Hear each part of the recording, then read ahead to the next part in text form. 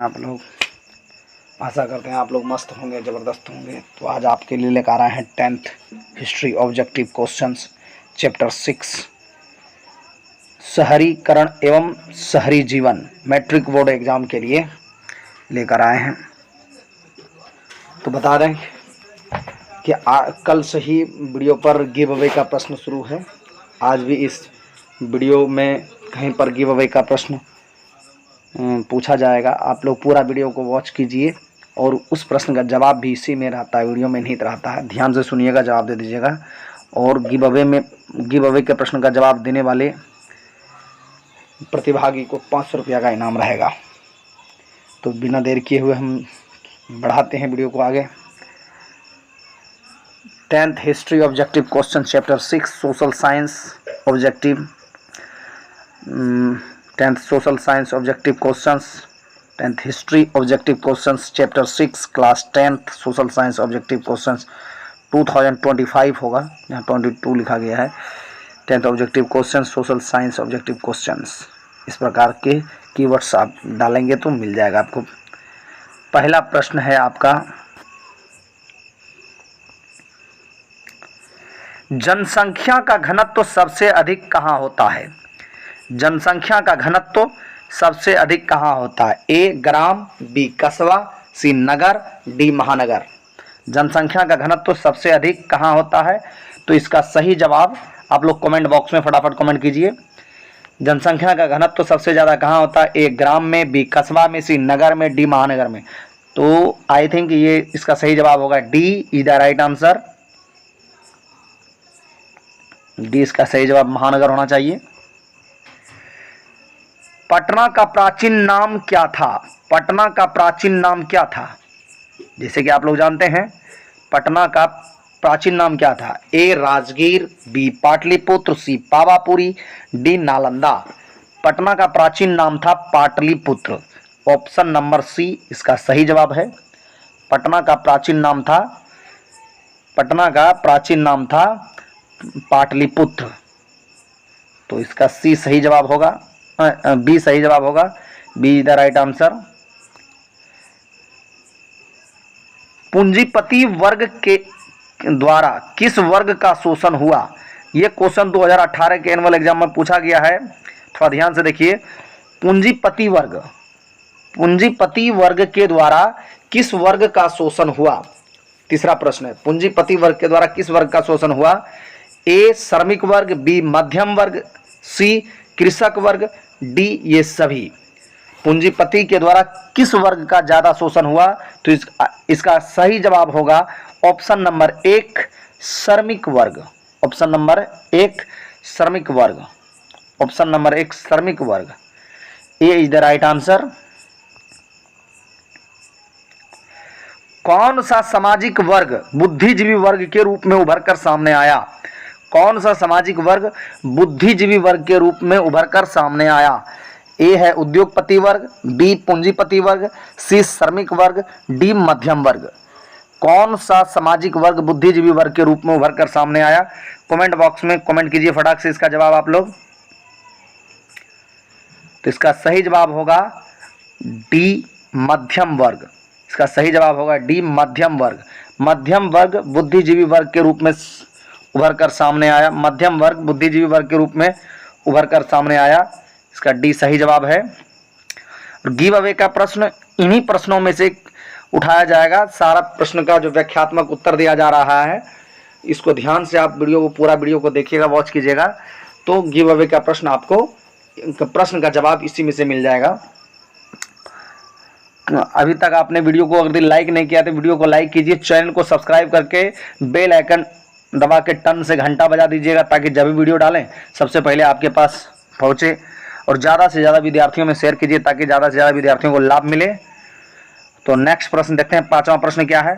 पांचवा प्रश्न है, लंदन में अनिवार्य प्राथमिक शिक्षा कब लागू हुई? ये 2017 के एग्जाम में पूछा गया है। 2017 के एनुअल एग्जाम में पूछा गया है।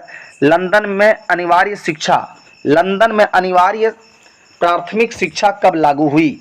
लंदन में अनिवार्य प्राथमिक शिक्षा कब लागू हुई? ए 1850 ईस्वी में, बी 1855 ईस्वी में, सी 1860 ईस्वी में, डी 1870 ईस्वी में।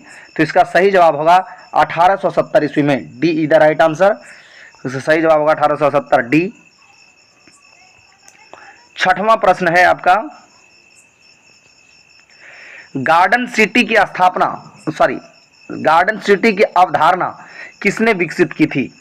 2025 के 2015 के एनुअल एग्जाम में पूछा गया है, 2015 होगा, 2025 बोला गया था। गार्डन सिटी की अवधारणा किसने विकसित की थी? गार्डन सिटी की अवधारणा किसने विकसित की थी? ऑप्शन ए है एबेनेजर हावर्ड, बी विलियम, सी नेपोलियन तृतीय, डी हॉसमान। गार्डन सिटी की अवधारणा किसने विकसित किया था? आप लोग फटाफट कमेंट बॉक्स में इसका कमेंट कीजिए, जवाब कमेंट कीजिए। इसका जवाब होगा ए एवेंजर हावर्ड ने किया था गार्डन सिटी की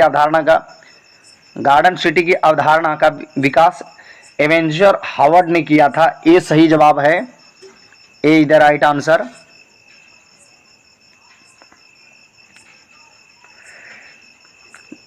गिव अवे के प्रश्न में भाग लेने के लिए आपको कुछ करना नहीं है, पूरा वीडियो को ध्यान से देखना है और वीडियो को लाइक करके चैनल को सबसे पहले सब्सक्राइब कर लीजिए और वीडियो को लाइक करके और एक प्यारा सा कमेंट कर दीजिए और सबसे पहले कमेंट करने वाले को 500 रुपया का इनाम दिया जाएगा। तो देखिए सातवां प्रश्न क्या है, 1810 से 1880 ईस्वी तक लंदन की आबादी 10 लाख से बढ़कर कहां तक पहुंची? 1810 से 1880 ईस्वी तक लंदन की आबादी 10 लाख से बढ़कर कहां तक पहुंची? ऑप्शन ए है 20 लाख, ऑप्शन बी है 30 lakh, option C 40 lakh, option D 50 lakh. तो इसका सही जवाब होगा सी 40 लाख। इसका सही जवाब होगा सी 40 लाख। 1810 से 1880 ईस्वी तक में लंदन की आबादी बढ़कर 40 लाख हो गया था, 10 लाख से बढ़कर 40 लाख तक हो गया था। 8वां प्रश्न है, अस्थायी कृषि के प्रभाव से कैसा जमाव संभव हुआ? अस्थायी कृषि के प्रभाव से कैसा जमाव संभव हुआ? अस्थायी कृषि के प्रभाव से कैसा जमाव संभव हुआ? अस्थायी कृषि के प्रभाव से कैसा जमाव संभव हुआ? ए संपत्ति का जमाव, बी ज्ञान का जमाव, सी शांति, डी बहुमूल्य धातु का जमाव। तो इसका सही जवाब कमेंट बॉक्स में फटाक से कमेंट कीजिए आप लोग। और जहां तक मेरे ख्याल से इसका जवाब होगा संपत्ति का जमाव। अस्थायी कृषि के प्रभाव से संपत्ति का जमाव विकसित हुआ, संपत्ति का जमाव विकसित हुआ। ए सही जवाब है, A is the right answer. सामंती व्यवस्था से हटकर किस प्रकार की शहरी व्यवस्था की प्रवृत्ति बढ़ी? सामंती व्यवस्था से हटकर किस प्रकार की शहरी व्यवस्था की प्रवृत्ति बढ़ी? ए प्रगतिशील प्रवृत्ति, बी आक्रामक प्रवृत्ति, सी रूढ़िवादी प्रवृत्ति, डी शोषणकारी प्रवृत्ति। सामंती व्यवस्था से हटकर किस प्रकार की शहरी व्यवस्था की प्रवृत्ति बढ़ी? तो इसका ऑप्शन ए सही जवाब है, ऑप्शन ए सही जवाब है, प्रगतिशील प्रवृत्ति की ओर बढ़ी। ए सही जवाब है इसका, प्रगतिशील प्रवृत्ति की ओर बढ़ी। अच्छा, शहर को आधुनिक व्यक्ति को किस प्रकार का क्षेत्र माना जाता है? शहर को आधुनिक व्यक्ति के लिए किस प्रकार का क्षेत्र माना जाता है? 10वां प्रश्न है। 10वां प्रश्न, इस सेशन का 10वां प्रश्न चल रहा है, चैप्टर नंबर 6 हिस्ट्री का 6ठा चैप्टर शहरी जीवन। शहर को आधुनिक व्यक्ति के लिए किस प्रकार का क्षेत्र माना जाता है? ए सीमित क्षेत्र, बी प्रभाव क्षेत्र, सी विस्तृत क्षेत्र, डी ये सभी। इसका जवाब होगा बी प्रभाव क्षेत्र। इसका सही जवाब होगा बी प्रभाव क्षेत्र। इसका सही जवाब होगा बी प्रभाव क्षेत्र।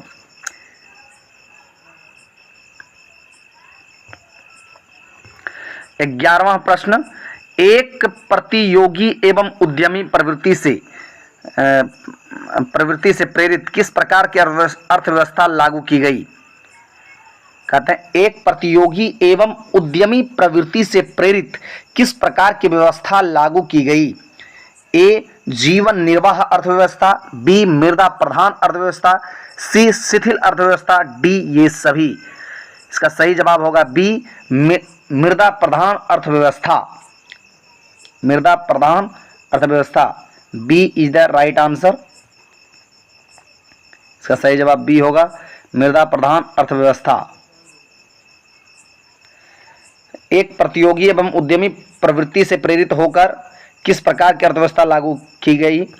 एक प्रतियोगी एवं उद्यमी प्रवृत्ति से प्रेरित होकर मृदा प्रधान अर्थव्यवस्था लागू की गई। मृदा प्रधान अर्थव्यवस्था लागू की गई। 11वां प्रश्न, एक प्रतियोगी एवं उद्यमी प्रवृत्ति से प्रेरित होकर मृदा प्रधान अर्थव्यवस्था लागू की गई। 12वें प्रश्न की ओर अब चलते हैं। 12वां प्रश्न, आधुनिक काल में औद्योगिकरण ने किसके स्वरूप को गहन रूप से प्रभावित किया? आधुनिक काल में औद्योगिकरण ने किसके स्वरूप को गहन रूप से प्रभावित किया? आधुनिक काल में औद्योगिकरण ने किसके स्वरूप को गहन रूप से प्रभावित किया? ए ग्रामीणीकरण के, बी शहरीकरण के, सी कस्बों के, डी बंदरगाहों के। इसका सही जवाब होगा शहरीकरण। इसका सही जवाब होगा शहरीकरण। B is the right answer. B सही जवाब है इसका, शहरीकरण।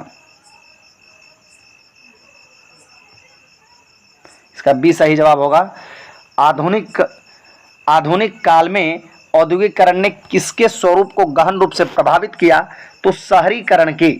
आधुनिक काल में औद्योगिकरण ने शहरीकरण के स्वरूप को गहन रूप से प्रभावित किया। 13वां प्रश्न, संयमता आंदोलन किस महानगर में चलाया गया? संयमता आंदोलन किस महानगर में चलाया गया? संयमता आंदोलन किस महानगर में चलाया गया? ए लंदन में, बी न्यूयॉर्क में, सी मुंबई में, डी कोलकाता में। संयमता आंदोलन किस महानगर में चलाया गया? संयमता आंदोलन किस महानगर में चलाया गया? ए लंदन में, बी न्यूयॉर्क में, सी मुंबई में, डी कोलकाता में। तो इसका सही जवाब होगा लंदन में। इसका सही जवाब होगा लंदन में। ए इज द राइट आंसर। ए सही जवाब है इसका। लंदन में संयमता आंदोलन चलाया गया। लंदन में संयमता आंदोलन चलाया गया। संयमता आंदोलन लंदन में चलाया गया। नेक्स्ट प्रश्न की ओर बढ़ते हैं। जिगुरात कहां बनवाए गए? जिगुरात कहां बनवाए गए? जिगुरात कहां बनवाए गए? जिगुरात कहां बनवाए गए? जिगुरात कहां बनवाए गए? ए यूनान में, बी रोम में, सी सुमेर में, डी असीरिया में। जिगुरात कहां बनवाए गए? ए यूनान में, बी रोम में, सी सुमेर में, डी असीरिया में। इसका सही जवाब होगा सी। इसका सही जवाब सी होना चाहिए, सुमेर में। यहाँ में की जगह ने लिखा गया है, सुमेर ही होगा, सुमेर में। चलिए सी सही जवाब होगा इसका। 14वां प्रश्न हो चुका है। अब 15वें प्रश्न की ओर चलते हैं। आधुनिक शहरी का उदय सबसे पहले कहाँ हुआ? आधुनिक शहर का उदय या आधुनिक शहरीकरण, ये हो सकता था। आधुनिक शहरीकरण का उदय सबसे पहले कहाँ हुआ? आधुनिक शहरीकरण का उदय सबसे पहले कहाँ हुआ? आधुनिक शहरीकरण का उदय सबसे पहले कहाँ हुआ? इसका सही जवाब होगा बी। ऑप्शन नंबर ए है भारत में, बी है इंग्लैंड में, सी है फ्रांस में, डी है जापान में। तो इसका सही जवाब होगा इंग्लैंड में। इसका सही जवाब होगा इंग्लैंड में। आधुनिक शहरीकरण का उदय सबसे पहले इंग्लैंड में हुआ। आधुनिक शहरीकरण का उदय सबसे पहले इंग्लैंड में हुआ। आधुनिक शहरीकरण का उदय सबसे पहले इंग्लैंड में हुआ। पटना में गोल घर का निर्माण किस वर्ष हुआ? किस वर्ष किया गया? पटना में गोल घर का निर्माण किस वर्ष किया गया? पटना में गोल घर का निर्माण किस वर्ष किया गया? पटना में गोल घर का निर्माण किस वर्ष किया गया? पटना में गोल घर का निर्माण 1786 ईस्वी में किया गया। पटना में गोल घर का निर्माण 1786 ईस्वी में किया गया। पटना में गोल घर का निर्माण 1786 ईस्वी में किया गया। पटना में गोल घर का निर्माण 1786 ईस्वी में किया गया। सी सही जवाब है इसका। इंग्लैंड में चार्टिस्ट आंदोलन कब आरंभ हुआ? इंग्लैंड में चार्टिस्ट आंदोलन कब आरंभ हुआ? इंग्लैंड में चार्टिस्ट आंदोलन कब आरंभ हुआ? इंग्लैंड में चार्टिस्ट आंदोलन कब आरंभ हुआ? ए 1832 में, बी 1838 में, सी 1844 में, डी 1847 में। इंग्लैंड में चार्टिस्ट आंदोलन कब आरंभ हुआ? ए 1832 में, बी 1838 में, सी 1844 में, डी 1847 में। इंग्लैंड में चार्टिस्ट आंदोलन कब आरंभ हुआ? इंग्लैंड में चार्टिस्ट आंदोलन 1838 में आरंभ हुआ। इंग्लैंड में चार्टिस्ट आंदोलन 1838 में आरंभ हुआ। चार्टिस्ट आंदोलन 1838 में आरंभ हुआ। इंग्लैंड में चार्टिस्ट आंदोलन 1838 में आरंभ हुआ। 18वां प्रश्न है आपके लिए, एक स्वतंत्र राष्ट्र के रूप में सिंगापुर का उदय किस वर्ष हुआ? एक स्वतंत्र राष्ट्र के रूप में सिंगापुर का उदय किस वर्ष हुआ? एक स्वतंत्र राष्ट्र के रूप में सिंगापुर का उदय किस वर्ष हुआ? एक स्वतंत्र राष्ट्र के रूप में सिंगापुर का उदय किस वर्ष हुआ? तो इसका ऑप्शन है ए 1919 में, बी 1945 में, सी 1955 में, डी 1965 में। एक स्वतंत्र राष्ट्र के रूप में सिंगापुर का उदय कब हुआ? तो इसका सही जवाब डी होना चाहिए, 1965 में। 1965 में एक स्वतंत्र राष्ट्र के रूप में सिंगापुर का उदय 1965 में हुआ। D is the right answer. Bombay में किराया कानून किस वर्ष लागू किया गया? बंबई में किराया कानून किस वर्ष लागू किया गया? बंबई में किराया कानून किस वर्ष लागू किया गया? ए 1860, बी 1898, सी 1918, डी 1935। अर्थात बंबई में किराया कानून किस वर्ष लागू किया गया? ए 1860 में, बी 1898 में, सी 1918 में, डी 1935 में। बंबई में किराया कानून कब लागू किया गया? बंबई में किराया कानून 1918 में लागू किया गया। बंबई में किराया कानून 1918 में लागू किया गया। बंबई में किराया कानून 1918 में लागू किया गया। बंबई में किराया कानून 1918 में लागू किया गया। बंबई में किराया कानून 1918 में लागू किया गया। लंदन में भूमिगत रेल किस वर्ष आरंभ हुई? लंदन में भूमिगत रेल किस वर्ष आरंभ हुई? लंदन में भूमिगत रेल किस वर्ष आरंभ हुई? ए 1763, बी 1863। लंदन में भूमिगत रेल किस वर्ष आरंभ हुई? ए 1763, बी 1863, सी 1787, डी 1887। तो लंदन में 1863 में भूमिगत रेल आरंभ हुआ। लंदन में 1863 में भूमिगत रेल आरंभ हुआ। 1863 में भूमिगत रेल, इसको मेट्रो वगैरह कहते हैं। 1863 में लंदन में 1863 में भूमिगत रेल आरंभ हुआ। बंबई किस वर्ष प्रेसिडेंसी की राजधानी बनाई गई? बंबई किस वर्ष प्रेसिडेंसी की राजधानी बनाई गई? बंबई किस वर्ष प्रेसिडेंसी की राजधानी बनाई गई? बंबई किस वर्ष प्रेसिडेंसी की राजधानी बनाई गई? ऑप्शन ए है 1761 में, ऑप्शन बी है 1757 में, ऑप्शन सी है 1819 में, ऑप्शन डी है 1912 में। तो इसका सही जवाब सी होगा 1819 में। इसका सही जवाब सी होगा 1819 में। बंबई किस वर्ष प्रेसिडेंसी की राजधानी बनाई गई? 1819 में। C is the right answer. Fahien के अनुसार पाटलिपुत्र नगर वाले प्रतिवर्ष बुद्ध और बौद्धित्व का जुलूस कितने रथों पर निकालते थे? फाहियान के अनुसार पाटलिपुत्र नगर वाले प्रतिवर्ष बुद्ध और बौद्धित्व का जुलूस कितने रथों पर निकालते थे? ए 4 रथों पर, बी 8 रथों पर, सी 16 रथों पर, डी 20 रथों पर। फाहियान के अनुसार पाटलिपुत्र नगर वाले प्रतिवर्ष बुद्ध और बौद्धिस्तों का जुलूस कितने रथों पर निकालते थे? ए 4, बी 8, सी 16, डी 20। इसका सही जवाब होगा 20 रथों पर। डी सही जवाब है, 20 रथों पर। फाहियान के अनुसार पाटलिपुत्र नगर वाले प्रतिवर्ष बुद्ध और बौद्धिस्तों का जुलूस 20 रथों पर निकालते थे। तो 20 रथों पर निकालते। पटना से संबंधित कई प्रश्न हैं, तो पटना से संबंधित कई प्रश्न हो सकता है गिव अवे का प्रश्न जो है इसी पटना शहर से संबंधित ही हो जाए, तो ध्यान रखेगा। पटना का जो इतिहास है बहुत पुराना है, संस्कृत में भी पढ़े हैं पाटलिपुत्र वैभवम। पटना का इतिहास बहुत पुराना है और पटना गंगा के किनारे बसा हुआ शहर है। पटना में गांधी सेतु है जो एशिया महादेश के सबसे बड़ा सेतु है। पटना में सिखों के 10वें गुरु गोविंद सिंह का जन्म स्थान है, गुरुद्वार के नाम से जाना जाता है। पटना का इतिहास 2500 वर्ष पुराना है। पटना का नाम कुसुमपुर, अजीमाबाद, पाटलिपुत्र ये सब पटना का ही नाम है। पटना का नाम जो पड़ा है पटल पुष्पों की पुतलिका रचना, पुतलिका पर पटल पुष्पों के पंखुड़ियों के नाम पर पड़ा है। ये सब बात पटना से संबंधित हैं। पटना में गोल घर है।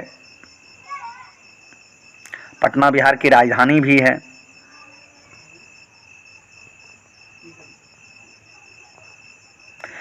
तेईसवां प्रश्न, देवगानेर मचे आगमन नामक उपन्यास में किस महानगर का वर्णन किया गया है? देवगानेर मचे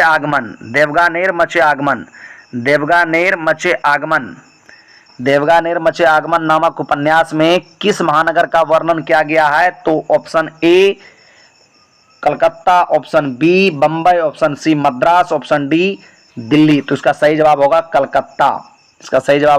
ऑप्शन ए सही जवाब है। तो 24वां प्रश्न, आधुनिक नगरों के उदय में किस कारण का योगदान नहीं था? जो 4 कारण देंगे, चारों में से किसका योगदान नहीं था? आधुनिक नगरों के उदय में किस कारण का योगदान नहीं था? ए उपनिवेशवाद का विकास, बी लोकतांत्रिक आदर्शों का विकास, सी शैक्षणिक केंद्रों की स्थापना, डी औद्योगिक पूंजीवाद का विकास। ए उपनिवेशवाद का विकास, बी लोकतांत्रिक आदर्शों का विकास, सी शैक्षणिक केंद्रों की स्थापना, डी औद्योगिक पूंजीवाद का उदय। तो आधुनिक नगरों के उदय में किस कारण का योगदान नहीं था? इसका सही जवाब होगा सी शैक्षणिक केंद्रों की स्थापना। आधुनिक नगरों के उदय में शैक्षणिक केंद्रों की स्थापना का कोई योगदान नहीं था। मेगास्थनीज ने पाटलिपुत्र की यात्रा किसके समय में की थी? मेगास्थनीज ने पाटलिपुत्र की यात्रा किसके समय में की थी? ए हर्षवर्धन के समय में, बी चंद्रगुप्त मौर्य के समय में, सी अशोक के समय में, डी चंद्रगुप्त मौर्य के समय। चंद्रगुप्त मौर्य 2 बार दे दिया है ऑप्शन में। तो ऑप्शन ये इस क्वेश्चन का जो जवाब होगा, थोड़ा इसका ऑप्शन हम बदलेंगे। मतलब ए हर्षवर्धन के समय में, बी ए हर्षवर्धन के समय में, बी हो जाएगा काला अशोक के समय में, सी अशोक के समय में, डी चंद्रगुप्त मौर्य के समय में। तो इसका सही जवाब डी होगा चंद्रगुप्त मौर्य के समय में। इसका सही जवाब होगा चंद्रगुप्त मौर्य के समय में। मेगास्थनीज पटना चंद्रगुप्त मौर्य के समय में ही आया था। विश्व के प्राचीनतम शहर कहाँ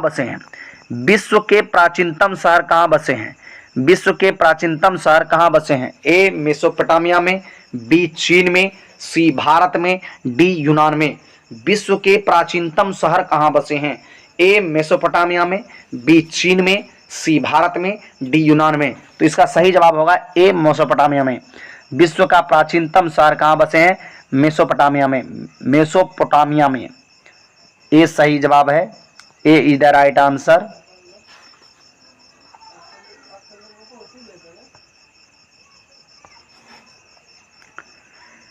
the bitter cry of outcast London के लेखक थे।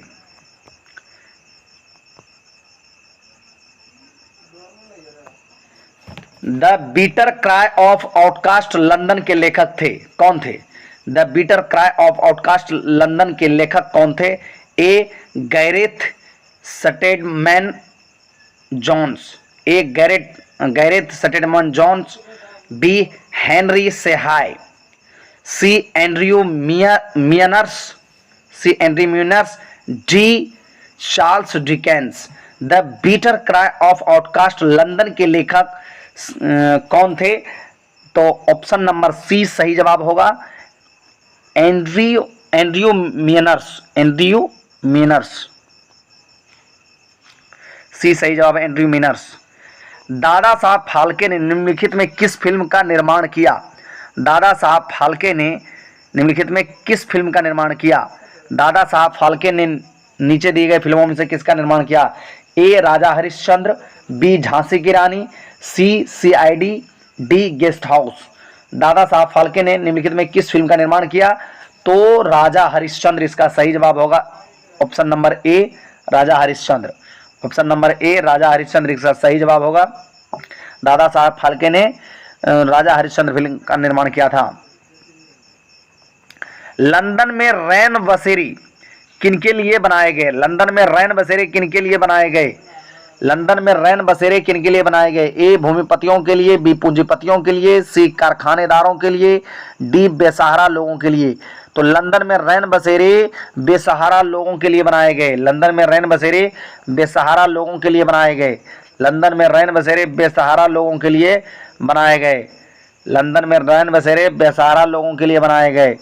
लंदन में रैन बसेरे बेसहारा लोगों के लिए बनाए गए। डी इसका सही जवाब है, D is the right answer. विशाल स्नानागार कहाँ बना है? विशाल स्नानागार कहाँ बना है? ए मोहनजोदड़ो में, बी हड़प्पा में, सी लोथल में, डी धौलावीरा में। विशाल स्नानागार कहाँ बना है, सॉरी, विशाल स्नानागार कहाँ बना है? ए मोहनजोदड़ो में, बी हड़प्पा में, सी लोथल में, डी धौलावीरा में। तो इसका सही जवाब ए होगा, मोहनजोदड़ो में। विशाल स्नानागार मोहनजोदड़ो में बना है। विशाल स्नानागार मोहनजोदड़ो में बना है। A is the right answer.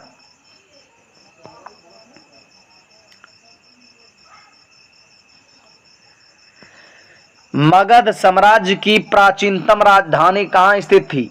Magadh साम्राज्य की प्राचीनतम राजधानी कहाँ स्थित थी? मगध साम्राज्य की प्राचीनतम राजधानी कहाँ स्थित थी? मगध साम्राज्य की प्राचीनतम राजधानी कहाँ स्थित थी? ए गया में, बी राजगृह में, सी वैशाली में, डी चंपा में। मगध साम्राज्य की प्राचीनतम राजधानी कहाँ स्थित थी? ए गया में, बी राजगृह में, सी वैशाली में, डी चंपा में। तो इसका सही जवाब बी होगा, राजगृह में। इसका सही जवाब बी होगा, राजगृह में। आधुनिक नगरों का विकास कब से हुआ? आधुनिक नगरों का विकास कब से हुआ? आधुनिक नगरों का विकास कब से हुआ? आधुनिक नगरों का विकास कब से हुआ? आधुनिक नगरों का विकास कब से हुआ? ए हड़प्पा की सभ्यता से, बी मेसोपोटामिया की सभ्यता से, सी पुनर्जागरण से, डी औद्योगिक क्रांति से। आधुनिक नगरों का विकास कब से हुआ? ए हड़प्पा की सभ्यता से, बी मेसोपोटामिया की सभ्यता से, सी पुनर्जागरण से, डी औद्योगिक क्रांति से। तो आधुनिक नगरों का विकास औद्योगिक क्रांति से हुआ। आधुनिक नगरों का विकास औद्योगिक क्रांति से हुआ। आधुनिक नगरों का विकास औद्योगिक क्रांति से हुआ। D is the right answer. D सही जवाब है।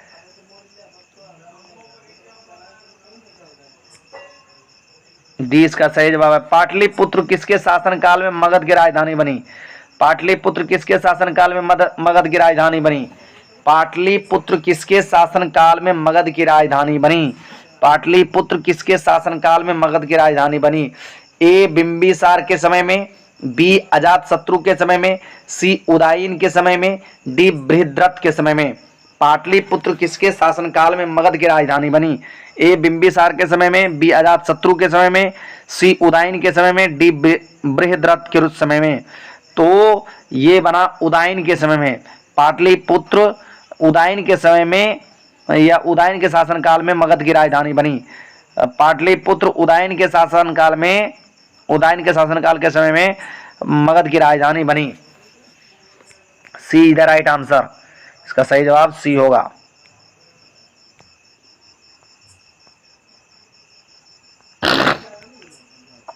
गार्डन सिटी की योजना किसने बनाई? गार्डन सिटी की योजना किसने बनाई? गार्डन सिटी की योजना किसने बनाई? गार्डन सिटी की योजना किसने बनाई? ए रेमंड अनविन ने, बी बैरी पार्कर ने, सी एवेंजर हावर्ड ने, डी विलियम हर्नवी ने। ए रेमंड अनविन ने, बी बैरी पार्कर ने, सी एवेंजर हावर्ड ने, सी विलियम हर्नवी ने। तो इसका सही जवाब सी होगा, एवेंजर हावर्ड ने। एवेंजर हावर्ड ने, एवेंजर हावर्ड ने। सी इज द राइट आंसर। तख्त श्री हरमंदिर जी साहब कहाँ स्थित है? तख्त श्री हरमंदिर जी साहब कहाँ स्थित हैं? तख्त श्री हरमंदिर जी साहब कहाँ स्थित हैं? तख्त श्री हरमंदिर जी साहब कहाँ स्थित है? तख्त श्री हरमंदिर जी साहब कहाँ स्थित हैं? ए पटना साहिब में, बी अमृतसर में, सी लाहौर में, डी भिवंडी में। तो इसका सही जवाब ए होगा, पटना साहिब में। पटना साहिब में, ए पटना साहिब में तख्त श्री हरमंदिर जी का मंदिर स्थित है।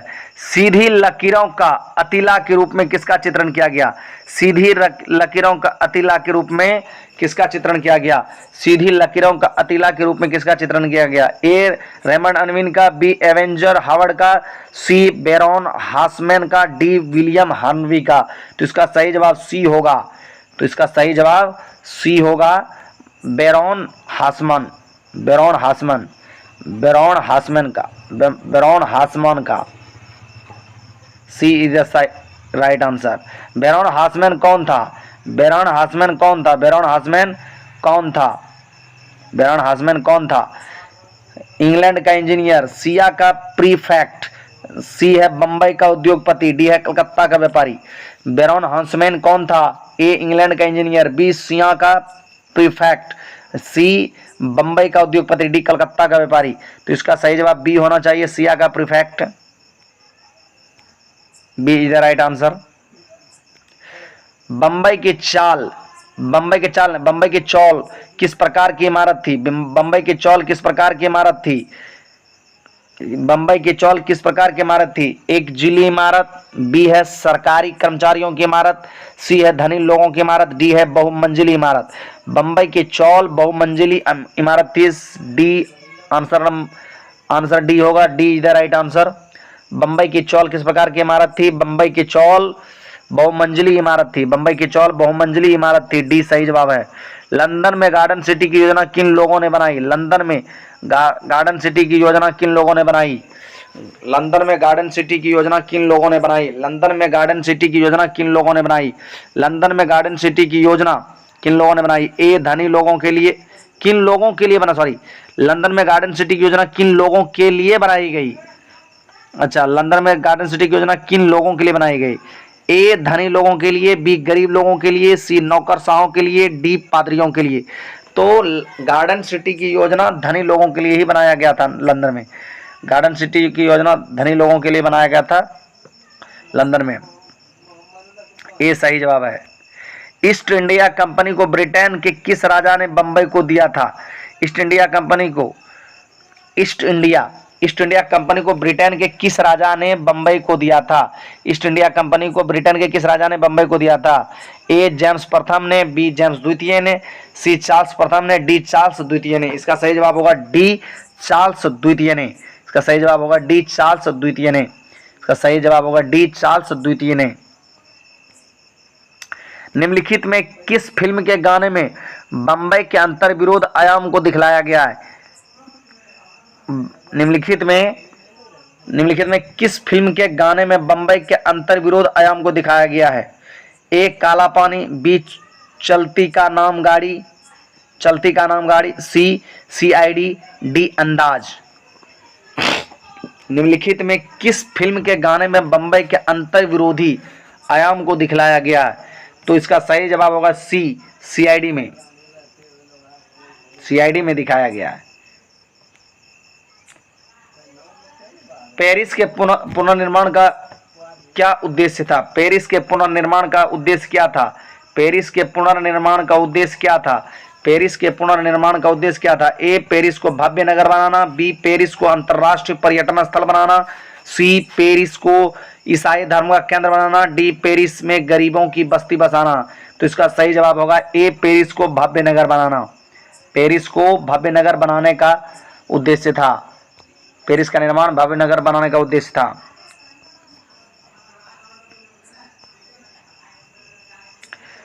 43वां प्रश्न है,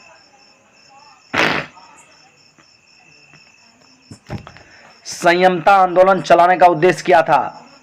संयमता आंदोलन चलाने का उद्देश्य क्या था? ए, बाल श्रमिकों को कारखाने में काम करने से रोकना, बी है स्त्रियों को कारखाने में काम करने से रोकना, सी है शराबखोरी पर नियंत्रण लगाना, डी है व्यभिचार पर नियंत्रण लगाना।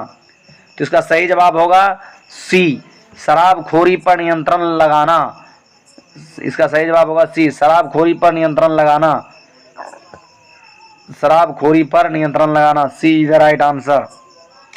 C is the right answer, शराबखोरी पर नियंत्रण लगाना। चार्टिस्ट आंदोलन क्यों किया गया?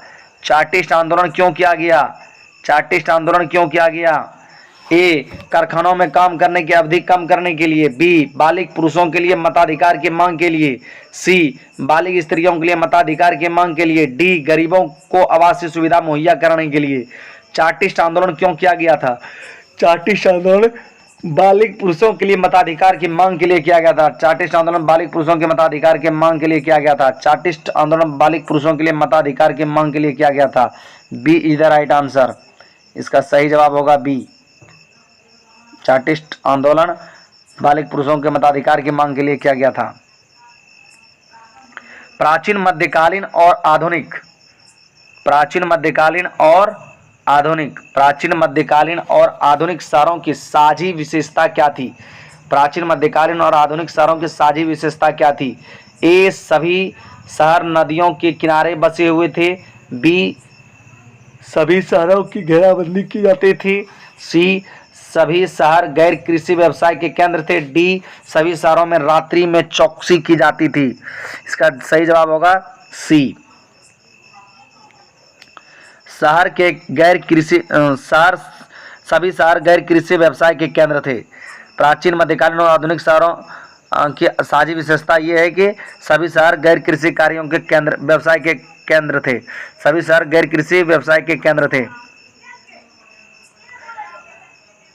अब आपका खत्म हो गया है ये प्रश्न, 45 प्रश्न किए इस चैप्टर में।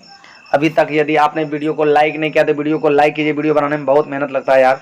वीडियो को लाइक कीजिए, चैनल को सब्सक्राइब कीजिए और हाँ, बेल आइकन दबा के टन से घंटा बजा दीजिएगा, ताकि जब भी हम वीडियो बार डालें ना, सबसे पहले आप ही के पास पहुंच जाए। वीडियो बार डालेंगे, घंटिया बजाइएगा तब ना आपके पास पहुंचेगा। तो हाँ, याद कीजिए, अभी तक लाइक नहीं किया, लाइक कीजिए। हाँ, इसी तरह लाइक करते रहिए फटाफट। हाँ, पहला प्रश्न है, शहरों ने किन नई समस्याओं को जन्म दिया? ये लघु उत्तरीय प्रश्न है। शहरों ने किन नई समस्याओं को जन्म दिया? नए नए शहरों का उद्भव और शहरों की बढ़ती जनसंख्या ने बहुत सारी नई समस्याओं को जन्म दिया। शहरों में श्रमिकों की संख्या अधिक थी तथा लोक कल्याण की भावना की कमी थी, जिसके कारण शहरों में नई समस्याओं का जन्म हुआ, जैसे बेरोजगारी में वृद्धि, स्वास्थ्य संबंधी समस्याएं इत्यादि। शहरों के उद्भव में मध्यम वर्ग की भूमिका किस प्रकार की रही? और सुनिए, ये लघु उत्तरीय प्रश्न है, तो आप लोग यदि इस क्वेश्चन का आंसर लिखना चाहते हैं तो वीडियो को पॉज करके लिख सकते हैं, इसीलिए मैंने इसको स्थिर कर रखा है। तो शहरों के उद्भव में मध्यम वर्ग की भूमिका किस प्रकार रही? शहरों के उद्भव ने मध्यम वर्ग को भी शक्तिशाली बनाया। एक नए शिक्षित वर्ग का अभ्युदय, जहां विभिन्न पेशों में रहकर भी औसतन एक समान आय प्राप्त करने वाले वर्ग के रूप में उभर कर आए, एवं बुद्धिजीवी वर्ग के रूप में स्वीकार किए गए। यह विभिन्न रूप में कार्यरत रहे, जैसे शिक्षक, वकील, चिकित्सक, इंजीनियर, क्लर्क, अकाउंटेंट्स, परंतु इनके जीवन मूल्य के आदर्श समान रहे। इनकी आर्थिक स्थिति भी एक वेतनभोगी वर्ग के रूप में उभर कर सामने आई। ग्रामीण तथा नगरीय जीवन के बीच किन्हीं दो विभिन्नताओं का उल्लेख करें। ग्रामीण तथा नगरीय जीवन के बीच विभिन्नताएं। ग्रामीण जीवन कृषि पर आधारित अर्थव्यवस्था है, किंतु शहरों में व्यापार तथा उद्योग की अर्थव्यवस्था का चलन है। गांवों में संयुक्त परिवार का चलन है, जबकि शहरों में व्यक्तिगत परिवार का चलन है। शहर किस प्रकार की क्रियाओं के केंद्र होते हैं? शहर किस प्रकार की क्रियाओं का केंद्र होते हैं? शहर विभिन्न प्रकार की क्रियाओं के केंद्र होते हैं, जैसे रोजगार, व्यापार, वाणिज्य, शिक्षा, स्वास्थ्य, यातायात आदि। शहर गतिशील अर्थव्यवस्थाओं के भी केंद्र होते हैं। शहर राजनीतिक प्राधिकार के भी महत्वपूर्ण केंद्र होते हैं। आर्थिक तथा प्रशासनिक संदर्भ में ग्रामीण तथा नगरीय बनावट के दो प्रमुख आधार क्या हैं? आर्थिक तथा प्रशासनिक संदर्भ में ग्रामीण तथा नगरीय व्यवस्था के दो मुख्य आधार हैं: जनसंख्या का घनत्व तथा कृषि आधारित आर्थिक क्रियाओं का अनुपात। शहरों तथा नगरों में जनसंख्या का घनत्व अधिक होता है। शहरों तथा नगरों से गांवों को उनके आर्थिक प्रारूप में कृषिजन्य क्रियाकलापों में एक बड़े भाग के आधार पर भी अलग किया जाता है। गांवों की आबादी का एक बड़ा हिस्सा कृषि संबंधी व्यवसाय से जुड़ा हुआ है। अतः एक कृषि प्रधान अर्थव्यवस्था मूलतः जीवन निर्वाह अर्थव्यवस्था की अवधारणा पर आधारित थी। ऐसे वर्ग का नगरों की ओर बढ़ना गतिशील मुद्रा प्रधान अर्थव्यवस्था के आधार पर संभव हुआ, जो प्रतियोगी था एवं एक उद्यमी प्रवृत्ति से प्रेरित था। भारी संख्या में कृषक वर्ग ग्रामीण क्षेत्र से निकलकर शहरों की ओर नए अवसर की तलाश में बढ़े, जिससे नए नए शहरों का उदय हुआ, जिसके कारण शहरों के आकार और जटिलता में भी अंतर उत्पन्न हुआ। राजनीतिक प्राधिकार का केंद्र प्राय शहर बन गए। किन तीन प्रक्रियाओं के द्वारा आधुनिक शहरों की स्थापना निर्णायक रूप से हुई? जिन तीन प्रक्रियाओं ने आधुनिक शहर की स्थापना में निर्णायक भूमिका निभाई वे थीं: पहला, औद्योगिक पूंजीवाद का उदय; दूसरा, विश्व के विशाल भूभाग पर औपनिवेशिक शासन की स्थापना; और तीसरा, लोकतांत्रिक आदर्शों का विकास। गांव के कृषिजन्य आर्थिक क्रियाकलापों की विशेषता को दर्शाएं। गांव के कृषिजन्य आर्थिक क्रियाकलापों की विशेषता को दर्शाएं। गांव के कृषिजन्य आर्थिक क्रियाकलापों की विशेषताएं थीं कि गांव की आबादी का एक बड़ा हिस्सा कृषि संबंधी व्यवसाय से जुड़ा हुआ होता है। अधिकांश वस्तुएं कृषि उत्पाद ही होती है, जो इनकी आय का प्रमुख स्रोत होते हैं। गांव की कृषि प्रधान अर्थव्यवस्था मूलतः जीवन निर्वाह अर्थव्यवस्था की अवधारणा पर आधारित है। समाज का वर्गीकरण ग्रामीण एवं नगरीय क्षेत्रों में किस भिन्नता के आधार पर किया जाता है? समाज का वर्गीकरण ग्रामीण एवं नगरीय क्षेत्रों में आर्थिक आधार पर किया जाता है। गांव में रोजगार की संभावनाएं काफी कम होती हैं, जबकि शहरों की ओर व्यक्ति का पलायन इसलिए होता है कि शहरों में रोजगार की अपार संभावनाएं होती हैं। शहर व्यक्ति को संतुष्ट करने के लिए अंतहीन सुविधाएं प्रदान करती हैं। श्रमिक वर्ग का आगमन शहरों में किन परिस्थितियों के अंतर्गत हुआ? आधुनिक शहरों में जहां एक ओर पूंजीपति वर्ग का अभ्युदय हुआ, तो दूसरी ओर श्रमिक वर्ग का शहरों में फैक्ट्री प्रणाली की स्थापना के कारण कृषक वर्ग जो लगभग भूमिविहीन कृषक वर्ग के रूप में थे, शहरों की ओर बेहतर रोजगार के अवसर देखते हुए भारी संख्या में गांवों से शहरों की ओर इनका पलायन हुआ। इस तरह रोजगार की संभावनाओं को तलाशते हुए श्रमिक वर्ग का शहरों में आगमन हुआ। व्यावसायिक पूंजीवाद ने किस प्रकार नगरों के उद्भव में अपना योगदान दिया? नगरों के उद्भव का एक प्रमुख कारण व्यावसायिक पूंजीवाद के उदय के साथ संभव हुआ। व्यापक स्तर पर व्यवसाय, बड़े पैमाने पर उत्पादन, मुद्रा प्रधान अर्थव्यवस्था, शहरी अर्थव्यवस्था जिसमें काम के बदले वेतन, मजदूरी का नगद भुगतान, एक गतिशील एवं प्रतियोगी अर्थव्यवस्था, स्वतंत्र उद्यम, मुनाफा कमाने की प्रवृत्ति, मुद्रा बैंकिंग, साख का विनिमय, बीमा अनुबंध, कंपनी साझेदारी, ज्वाइंट स्टॉक, एकाधिकार आदि इस व्यावसायिक पूंजीवादी व्यवस्था की विशेषता रही। इस व्यावसायिक पूंजीवादी व्यवस्था की विशेषता रही है। इन विशेषताओं ने ही नगरों के उद्भव में अपना योगदान दिया है। इन विशेषताओं ने ही नगरों के उद्भव में अपना योगदान दिया है। नगरों में विशेषाधिकार प्राप्त वर्ग अल्पसंख्यक हैं, ऐसी मान्यता क्यों बनी है? नगरों में विशेषाधिकार प्राप्त वे वर्ग होते हैं जो सामाजिक तथा आर्थिक दृष्टि से संपन्न होते हैं। यह सत्य है कि ये सामाजिक और आर्थिक विशेषाधिकार कुछ ही व्यक्तियों को प्राप्त थे जो अल्पसंख्यक वर्ग हैं तथा जो पूर्ण रूपेण उन्मुक्त तथा संतुष्ट जीवन जी सकते हैं। चूंकि अधिकतर व्यक्ति जो शहरों में रहते थे बाह्यताओं में ही सीमित थे तथा उन्हें सापेक्षिक स्वतंत्रता प्राप्त नहीं थी। एक तरफ संपन्नता थी तो दूसरी ओर गरीबी, एक तरफ बाह्य चमक दमक थी तो दूसरी ओर धूल और अंधकार, एक ओर अवसर था तो दूसरी ओर निराशा थी। नागरिक अधिकारों के प्रति नई चेतना किस प्रकार के आंदोलन या प्रयास से बनी? शहरी सभ्यता ने पुरुषों के साथ महिलाओं में भी व्यक्तिवाद की भावना को उत्पन्न किया एवं परिवार को उपादेयता और स्वरूप को पूरी तरह बदल दिया।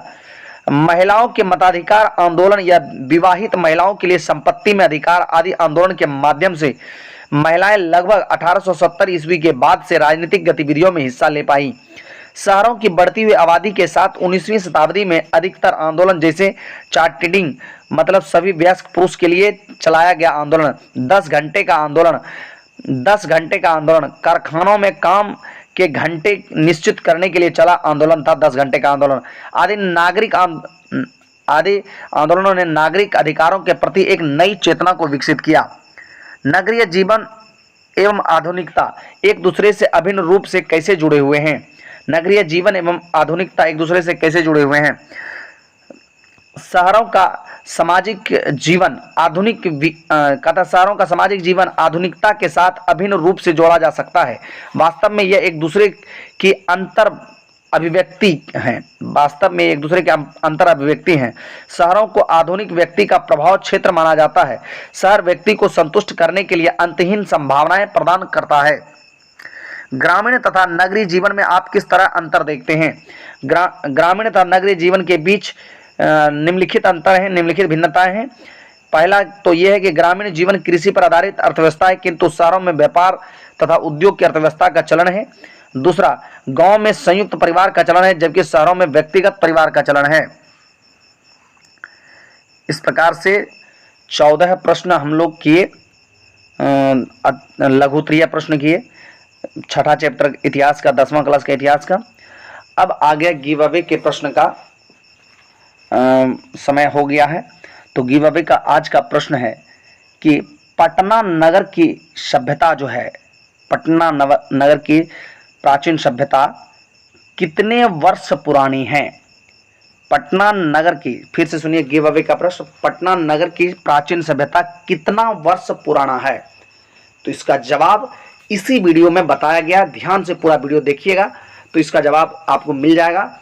और इसका जवाब जो पहले कमेंट में कीजिएगा तो जिस लकी विनर का नाम आएगा उसे 500 रुपया का इनाम दिया जाएगा। और इसके लिए आपको करना कुछ नहीं है, अगर चैनल को सब्सक्राइब नहीं किया तो चैनल को सब्सक्राइब कर लीजिए, वीडियो को लाइक कर दीजिए और एक प्यारा सा कमेंट कर दीजिए। धन्यवाद। मिलते हैं कल अगले चैप्टर के साथ, इतिहास के अगले चैप्टर के साथ। तब तक मस्त रहिए। जय हिंद, जय भारत।